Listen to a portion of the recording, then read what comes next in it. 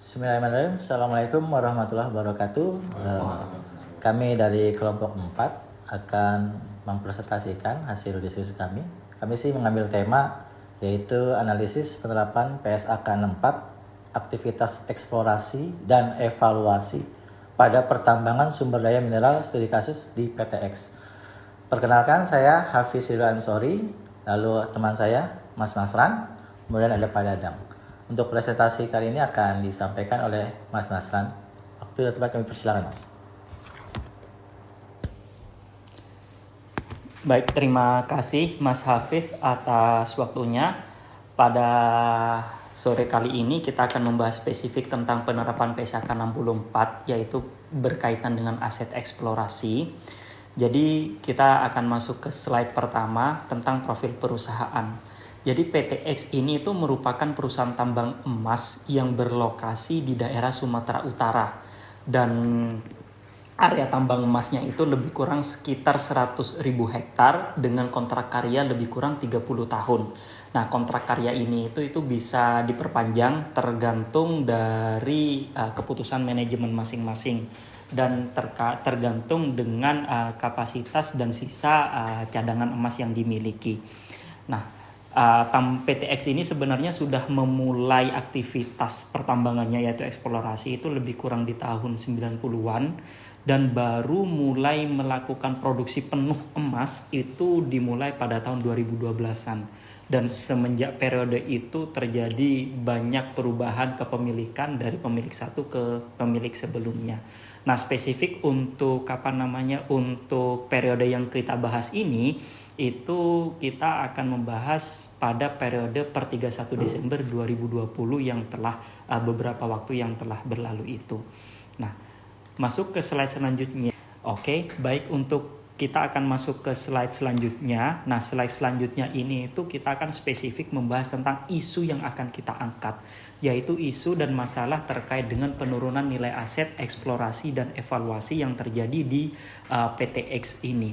Jadi di tahun 2020 PTX ini itu diaudit oleh KAPX. Nah, dari KAPX itu sendiri, KAPX mengeluarkan opini wajar tanpa pengecualian, intinya clear and clean atas laporan keuangan si PTX ini. Tapi ternyata setelah saya itu gali lebih lanjut, ada salah satu adjustment, jurnal penyesuaian di dalam laporan keuangan kertas kerjanya KAPX itu yang menyatakan bahwa aset eksplorasi ini, ada sebagian aset eksplorasi itu mengalami penurunan nilai dengan angka lebih kurang 6,7 juta dolar dari total lebih kurang 82 juta dolar aset eksplorasi. Nah, berdasarkan informasi awal yang saya dapatkan pada saat itu, justifikasi yang digunakan oleh KAPX itu adalah satu, ternyata aset 6,5 juta dolar itu, aset eksplorasi tersebut itu tidak memiliki cadangan emas gitu dengan nilai ekonomis, dan juga aset eksplorasi tersebut juga tidak terdapat perpanjangan izin pelaksanaan. Karena kan untuk melakukan aktivitas eksplorasi di dalam kontrak karya itu kita harus ada izin lagi. Nah, izin atas si 6,5 juta dolar ini itu udah nggak dilanjutkan lagi, dan juga tidak termasuk dalam anggaran tahunan dalam manajemen itu. Jadi proyek A yang di 6,5 juta dolar ini itu sudah tidak ada anggaran untuk ditindaklanjuti oleh manajemen, dikerjakan lebih lanjut. Jadi dengan justifikasi itulah KAPX itu menyatakan untuk menghapus bukukan lebih kurang 6,5 juta dolar ini. Sehingga di sana ada isu impairment. Nah, kita akan masuk ke slide selanjutnya. Nah, di slide selanjutnya ini saya juga melakukan penggalian informasi lebih lanjut dengan melakukan wawancara dengan manajer akuntansi dan kepala departemen eksplorasi.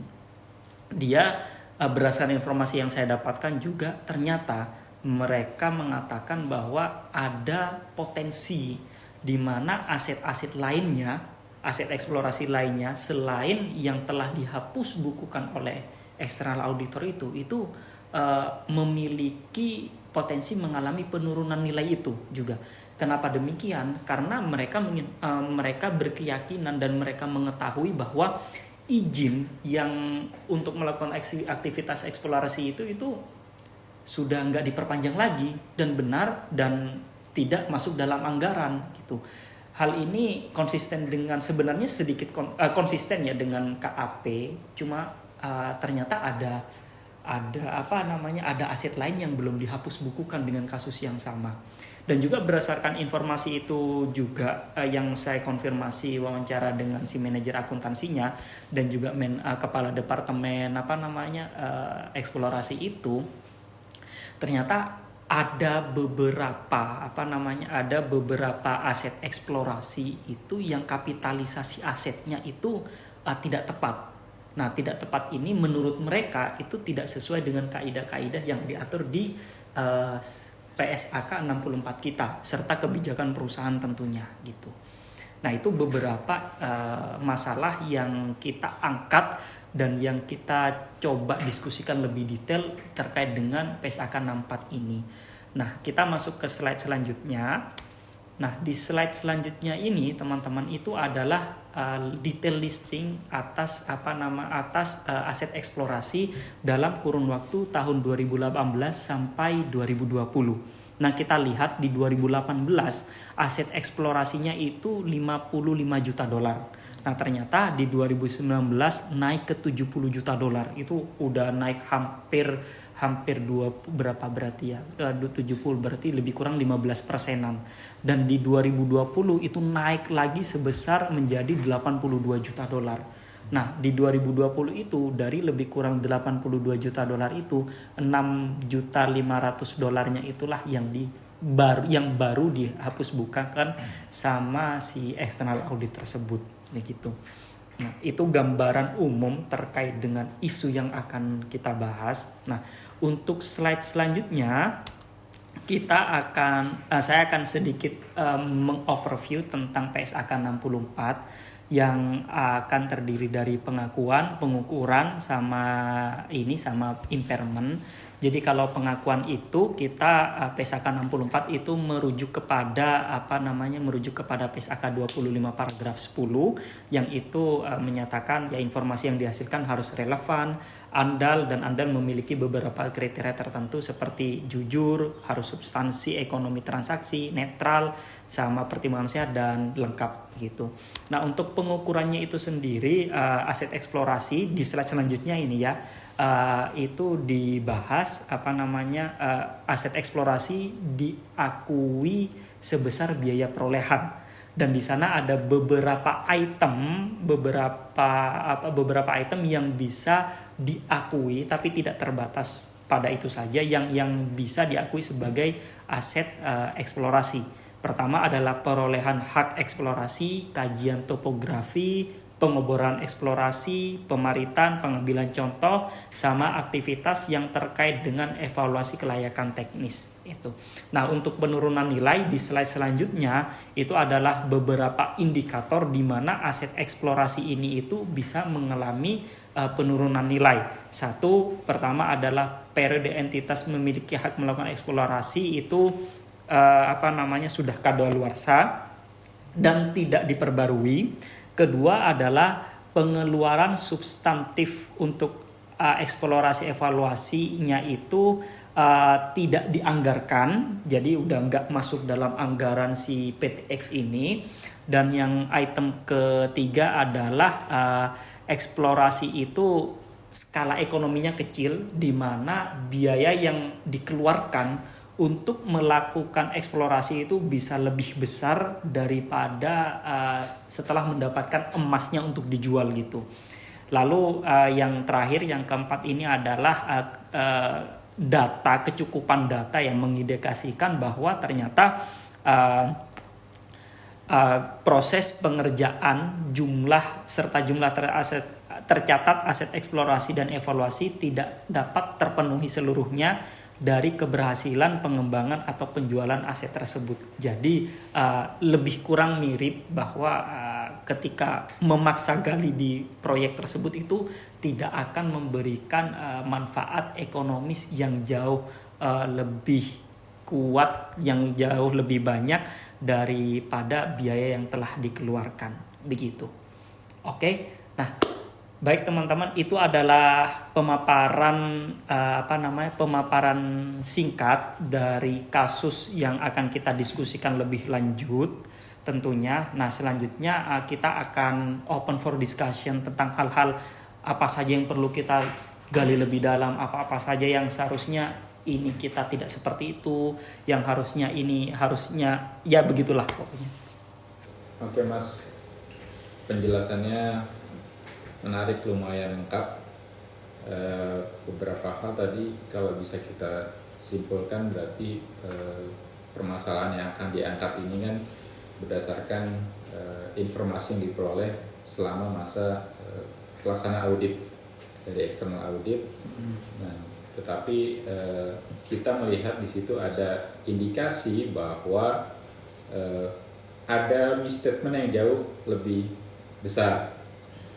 Yang kedua, ada indikasi juga bahwa berdasarkan pengakuan manajer akuntansi, ada indikasi pelaksanaan atau penilaian terhadap nilai pelaksanaan kapitalisasi itu juga masih belum sesuai dengan PSAK 64. Nah, jadi itu masalahnya. Apakah saya konfirmasi aja sih, apakah demikian memang kondisinya gitu? Oke, baik, terima kasih Mas Dadang. Jadi memang benar permasalahan ini muncul itu salah satunya ialah trigger dari hasil audit eksternal yang menyatakan ada impairment itu. Tapi memang diakui oleh manajemen yang saya wawancara dengannya itu, angka yang sudah dihapus bukukan di laporan keuangannya si PTX ini lebih kurang 6,5 juta itu sebenarnya tidak benar-benar belum merepresentasikan dari semua aset eksplorasi yang sebenarnya bisa mengalami penurunan nilai, karena memang yaitu beberapa kriteria indikator penurunan nilai itu ada di sana tapi tidak dihapus bukukan pada saat itu. Yang kedua adalah aset-aset eksplorasi yang di awal biaya-biayanya itu tidak benar-benar memenuhi kriteria di PSAK 64. Jadi itulah alasan kenapa si manajer akuntansi sama si kepala departemen eksplorasinya itu mengatakan demikian, ada yang dihapus bukukan itu masih lebih kecil daripada yang seharusnya. Begitu berarti Mas, artinya dari external audit belum menemukan terkait apa yang menjadi seharusnya ada gitu kan. Artinya kan tadi kan disampaikan yang tertangkap ya cuma 6 sekian ya dari audit itu kan ya. Iya. Sementara dari manajer akuntansinya bilang harusnya nggak segitu kan. Berarti artinya sih eksternal audit ini kurang teliti atau dari perusahaannya dalam kutip menyembunyikan sesuatu atau gimana Mas kalau yang di lapangan tuh kemarin Mas ya kira-kira. Oke, nah terkait dengan apakah eksternal audit itu kurang teliti dan apakah manajemen itu menyembunyikan sesuatu, tentu informasi tersebut kita harus gali lebih dalam lagi Mas Hafid, karena itu teramat sangat keputusan-keputusan itu ada di kertas kerjanya masing-masing gitu. Tapi memang kalau saya perhatikan dari informasi awal itu memang dari si eksternal audit, berdasarkan informasi dari manajer akuntansinya itu mereka memeriksanya sudah detail, tapi kita perlu kalau dimungkinkan perlu ngecek ke kertas kerjanya mereka. Tentu untuk ngecek ke kertas kerjanya lebih detail lagi ada prosedur-prosedur administratif yang mungkin harus kita lakukan. Nah, yang kedua apa? Yang kedua terkait dengan apakah ada indikasi manajemen itu menyembunyikan sesuatu. Kalau saya perhatikan kayaknya ada gitu. Kenapa demikian? Karena dari internal manajemennya aja itu, internal si manajer akuntansi sama departemen eksplorasi itu mengakui Bilang gitu. ya. Iya, bilang bahwa ya ada beberapa aset eksplorasi itu harusnya tidak dikapitalisasi, tapi tetap dikapitalisasi, dan ada eksplorasi lain yang harusnya dibebankan ternyata nggak dihapus bukukan gitu. Nah, kita di posisi juga masih belum tahu apakah apakah ada kesepakatan non formal antara siapa namanya auditor eksternal sama si manajemennya itu terkait dengan aset eksplorasi, dan kita juga di posisi masih belum tahu arahnya itu mau kemana si manajemen itu. Kalau kita sangka menyembunyikan itu tujuannya apa gitu. Tapi tentu kita sepakat bahwa untuk mendalami kecurigaan itu kita perlu mendapatkan informasi tambahan. Iya, begitu. Iya, tapi menurut saya sih memang kita tidak dalam konteks untuk mempermasalahkan hasil audit ataupun prosesnya ya. Tapi Mas Nasran kan mencoba memotret ada masalah di sini yang perlu terkait dengan penerapan PSAK 64. Nah, proses audit memang tidak bisa kita kritisi. Ada beberapa pertimbangan, misalnya apakah risiko salah saji itu memang di bawah ambang materialitas sehingga tidak mempengaruhi opini, atau mungkin auditor tidak bisa menemukan cukup bukti bahwa terjadi misstatement di aset yang lain, di lokasi tambang yang lain. Yang kedua, mungkin juga tidak menemukan ada indikasi atau menemukan tapi jumlahnya tidak material sehingga cukup dilakukan koreksi terhadap biaya-biaya yang dikapitalisasi oleh manajer akuntansi gitu ya, di bagian akuntansi. Jadi memang kita tidak dalam konteks menyoroti hasil auditnya atau opininya, tetapi dalam konteks melihat bahwa ini ada problem nih terhadap penerapan PSAK di perusahaan itu. Saya kira gitu ya ininya, konfirmasi terhadap problemnya. Oke. Baik Mas Dadang, Mas Hafid, terima kasih atas respon sebelumnya. Nah, untuk terkait dengan ini sekarang Mas, kan di awal kita nyebut tadi bahwa si manajer akuntansi sama kepala departemen eksplorasi itu mengatakan ada potensi penurunan nilai di proyek eksplorasi yang lain, sama ada kesalahan kapitalisasi aset. Nah, kita coba back to basic dulu terkait dengan apa sebenarnya itu eksplorasi dan evaluasi. Iya. Karena kalau di PSAK-nya eksplorasi dan evaluasi ini jadi satu. Jangan-jangan mereka itu memberikan informasi kepada saya dengan pemahaman definisi yang berbeda. Gitu. Jadi mungkin Mas Dadang punya informasi. Iya. Sependek pengetahuan saya memang di PSAK tidak disebutkan secara rinci ya detail apa itu eksplorasi evaluasi, tapi eksplorasi seperti kita tahu ya mungkin melakukan kegiatan-kegiatan atau aktivitas yang berkaitan dengan pencarian sumber-sumber mineral misalnya ya. Itu dilakukan eksplorasi dari survei sampai mungkin penggalian awal sampai pengambilan sampel. Nah, di evaluasi itu mungkin ada proses lanjutan. Misalnya di sana mungkin nanti ada proses pengambilan keputusan bahwa ini layak dilakukan penambangan selanjutnya. Mungkin juga kandungannya seberapa besar juga bisa diukur gitu. Itu saya dapat dari beberapa sumber, tapi saya juga ragu apakah definisi seperti itu ya. Mungkin Mas Hafiz ada sumber lain. Mungkin kalau saya sih mungkin bisa menambahkan juga dari banyak sumber sih. Jadi kalau boleh saya bagi itu dibagi menjadi 3, ada tujuannya, aktivitasnya, sama hasil.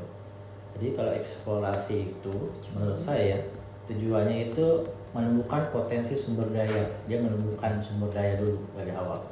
Kalau evaluasi terjadi setelah potensi sumber daya alam telah diidentifikasi selama tahap eksplorasi. Jadi setelah eksplorasi baru terjadilah evaluasi. Terus untuk aktivitasnya sendiri, untuk eksplorasi itu perusahaan tuh melakukan survei. Survei apa? Tadi itu sesuai dengan PSAK ya tadi disampaikan tuh. Ada survei geologis, geofisika, geokimia, dan lain-lain. Sementara untuk evaluasi aktivitasnya tuh apa sih?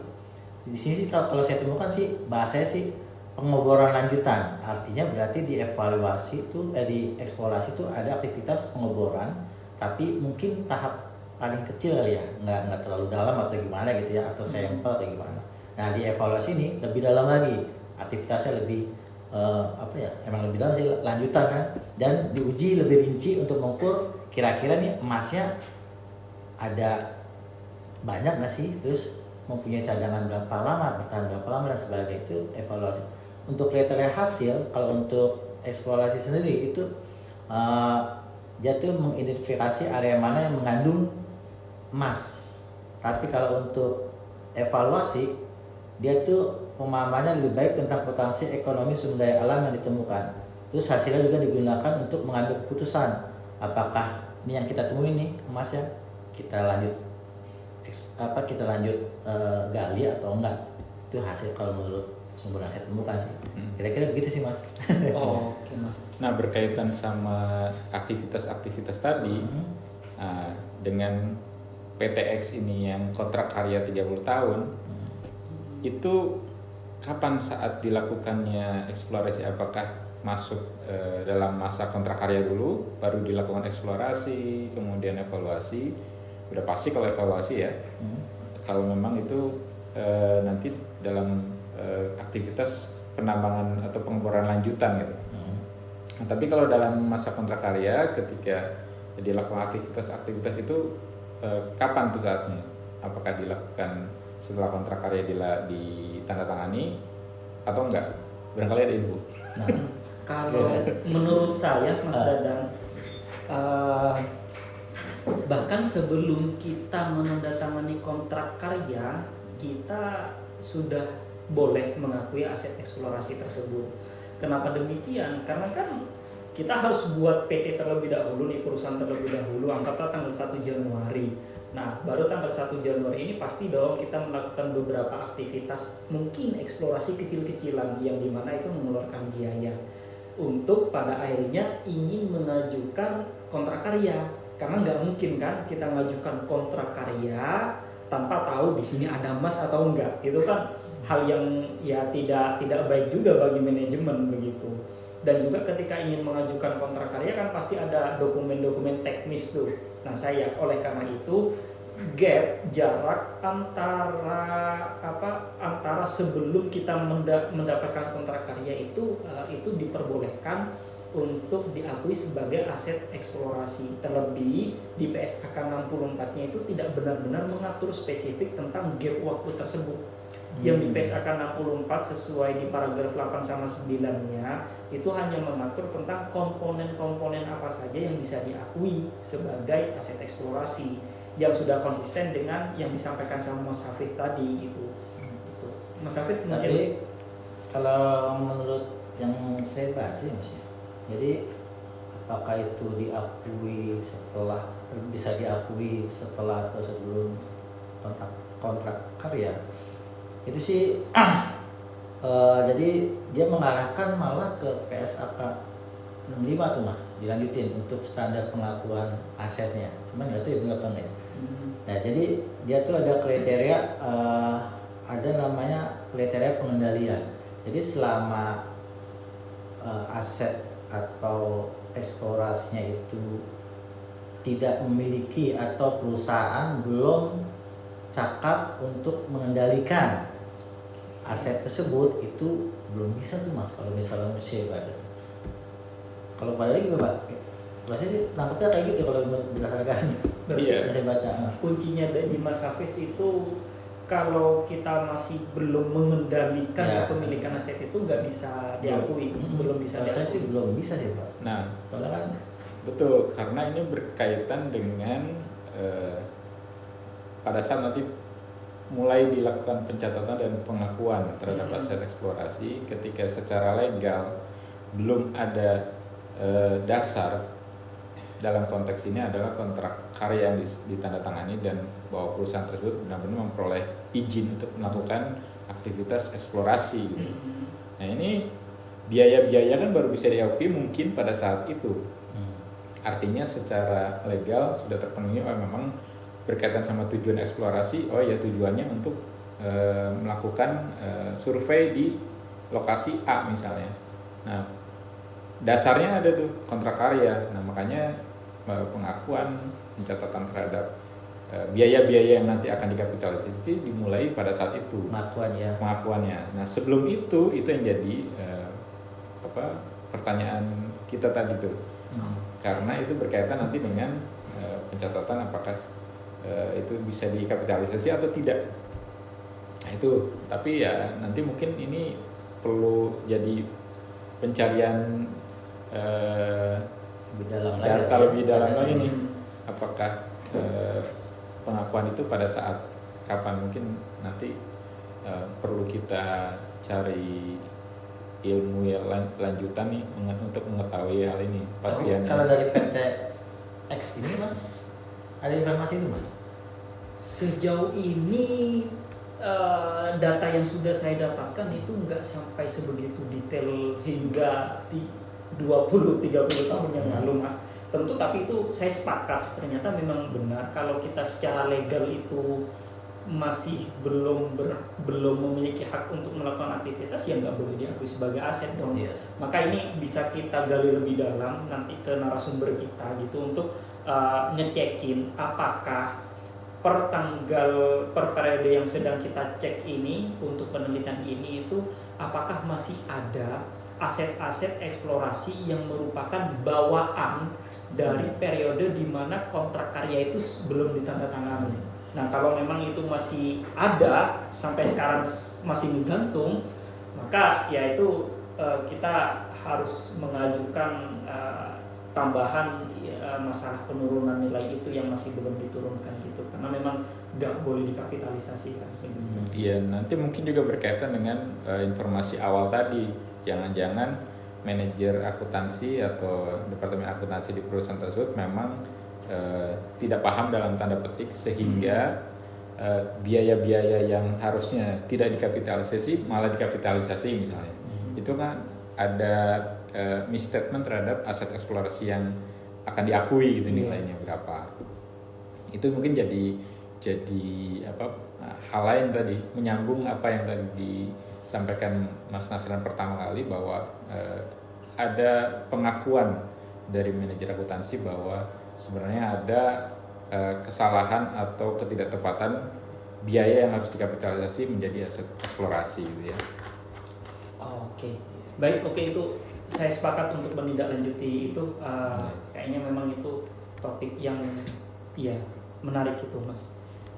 Oke, lalu ini Mas Dadang sama Mas Hafid, saya baru teringat ini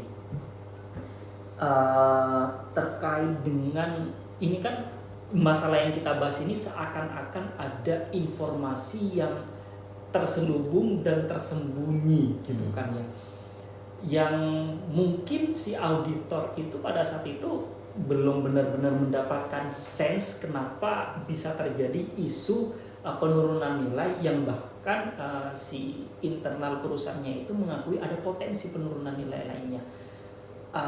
Mungkin Mas Hafid atau Mas Dadang, kira-kira kalau ada perusahaan yang ingin menaikkan aset gini gitu Mas, atau menjaga agar tidak terjadi penurunan nilai, apa kira-kira Mas ya, intensinya gitu? Karena ini kan perusahaan emas nih, itu jualannya emas doang, bukan retailan gitu, dan ini perusahaan non TBK, nggak go public gitu, kita nggak ada yang tahu. Iya. Ya mungkin kenapa sih menurut pandangan saya kenapa dia menjaga, seharusnya itu bukan punya dia tapi seolah ditinggikan ya, naiknya di nilai ditinggikan ya. Sependek pengetahuan saya ya kaitannya dengan pihak kedua atau ketiga, artinya dari pihak eksternal yang melihat, dan ada investor, wah bagus nih laporannya, padahal setelah diteliti bilang bodong atau ada apa-apa. Jadi walaupun bukan go public kan, perusahaan itu kan harus memerlukan modal, apalagi tadi dijelaskan di awal ya bahwasanya jalannya itu kurang lebih 20 tahun dari eksplorasi ya baru diterapkan. Itu kan 20 tahun kan ada biaya-biaya kan. Jadi mana kita bisa memberikan gaji karyawannya kalau tidak dari modal atau investor luar. Nah itu makanya mungkin ya menurut saya itu Pak, salah satunya itu ya bagus-bagusin itu laporan, padahal itu kosong gitu, kayak gitu sih Pak. Jadi memang tadi apa yang disampaikan Mas Hafiz memang pasti ada manfaat dalam tanda petik yang diharapkan oleh manajemen. Itu kalau kita suuzon ya. Mungkin ada keuntungan yang diharapkan oleh manajemen dari pertama tadi masalah misstatement. Apakah disengaja atau tidak? Nah, itu kan yang menjadi wilayahnya manajemen tuh. Yang kedua, apakah biaya-biaya yang dikapitalisasi itu memang tepat untuk bisa dikapitalisasi untuk menambah nilai aset eksplorasinya. Nah, untuk hal-hal tersebut kita juga harus paham bahwa proses audit juga ada keterbatasan tuh, misalnya waktu atau mungkin keterbatasan dalam mengidentifikasi risiko. Nah, sehingga fungsi audit diperlukan untuk menilai atau melihat apakah terjadi misstatement sehingga mempengaruhi opini. Nah, kalau dipandang risikonya ada tetapi tidak bisa diidentifikasi atau mungkin dianggap tidak material, bisa jadi yang lain tidak dilihat, tetapi yang bisa diidentifikasi adalah sebesar jumlah yang di adjust senilai 6 sekian juta dolar tadi kan. Nah, itu yang menjadi hal bagi auditor untuk melakukan usulan jurnal koreksi gitu. Tetapi dalam konteks manajemen kita tidak bisa pungkiri mungkin ada motif di lain itu kalau kita tadi dalam bukan suudzon tapi kalau auditor kan skeptis ya.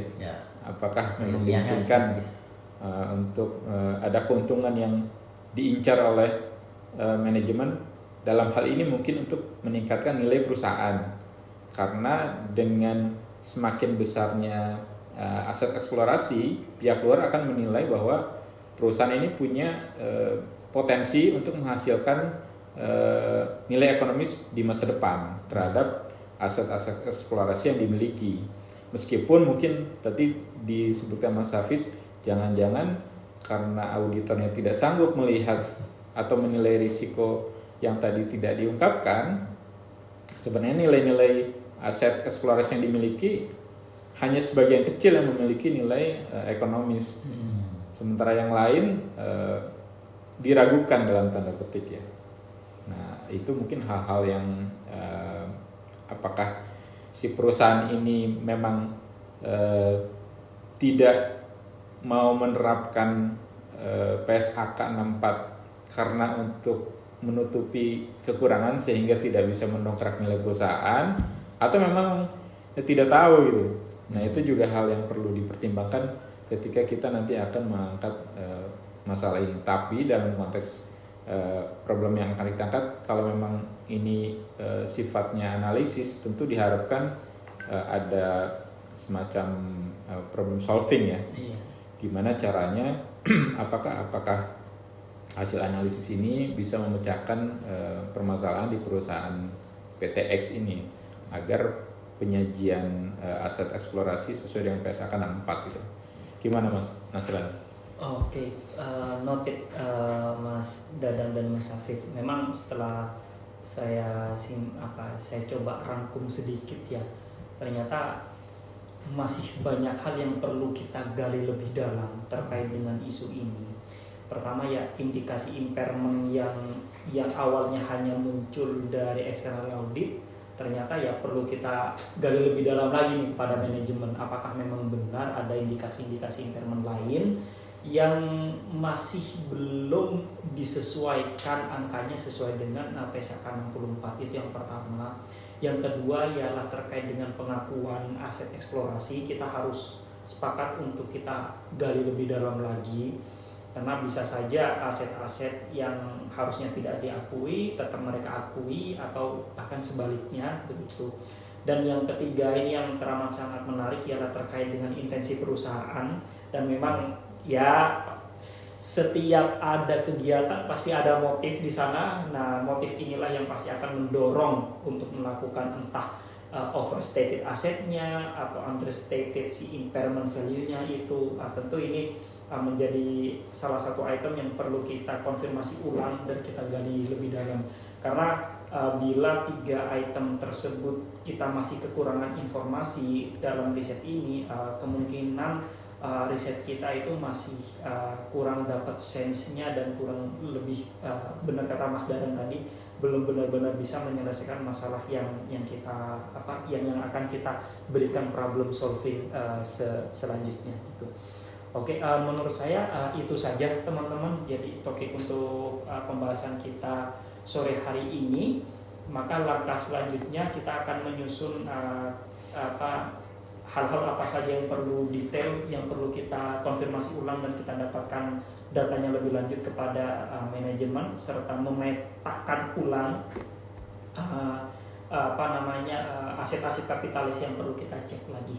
Begitu menurut saya. Monggo Mas Dadang sama Mas Hafid, bila masih ada hal-hal yang perlu kita gali lebih dalam lagi di sesi ini.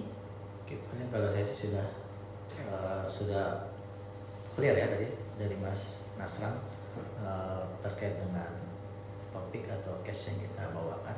Ya memang perlu ada penelitian lebih lanjut ya, karena tadi juga Dadang juga menyampaikan kalau auditor ada waktu untuk penelitian juga ada waktu tuh, jadi sama-sama ada waktu tuh, jadi tinggal disempurnakan bagi yang melihat video ini terkait dengan penelitian kami, tapi paling tidak kami coba sampaikan dengan cara maksimal ya, dengan data yang ada dan seakurat mungkin, paling kayak gitu ya dari kita ya. Daripada kan terakhir. Iya, saya kira udah cukup. Ya mungkin kesepakatan kita harus menggali lebih dalam lagi apakah ada hal-hal lain yang perlu kita angkat di penelitian yang akan kita laksanakan ini ya. Baik teman-teman, sekian hasil diskusi dari grup 4 ini, dan semoga apa yang kita diskusikan bisa memberikan manfaat dan kita akan menindaklanjuti hal-hal yang menjadi poin di diskusi kali ini untuk menyelesaikan penelitian ini. Baik, terima kasih dari kami semua, Mas Hafid, Nasran, sama Mas Dadang, mengucapkan terima kasih dan assalamualaikum warahmatullahi wabarakatuh. Assalamualaikum.